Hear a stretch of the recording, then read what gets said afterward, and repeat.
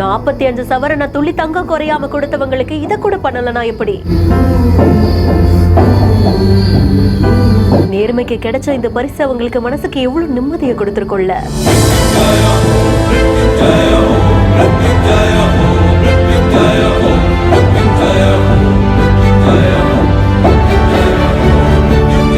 தூய்மை பணியாளரை மேடு ஏற்றி கொடுத்த ராஜ மரியாதை.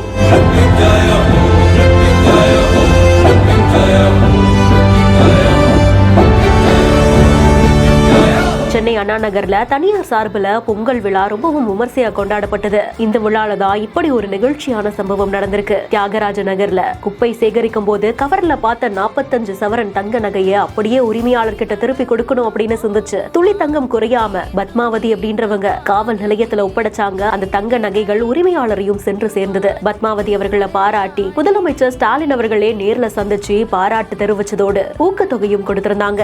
நேர்மையின் சிகரமா இருக்கக்கூடிய அந்த பத்மாவதி அவர்களை தான் தம்பதி சரிதமா சிறப்பு அழைப்பாளர் அழைத்து இந்த பொங்கல் விழால இப்படி ஒரு விஷயமும் பண்ணிருக்காங்க. முன்னாள் எம்எல்ஏ உட்பட 500க்கும் மேற்பட்டோர் கலந்து கொண்ட இந்த விழால பத்மாவதி அவர்களுக்கு 1,25,000 கொடுக்கப்பட்டிருந்திருக்கு. இந்த செய்தி குறித்தான உங்களுடைய கருத்துக்களை கமெண்ட் செக்ஷன்ல சொல்லுங்க. மேலும் செய்திகளுக்கு பிஹைண்ட் நோட்ஸ் நியூஸ் வாட்ஸ்அப் சேனலுடன் இணைந்திருங்கள்.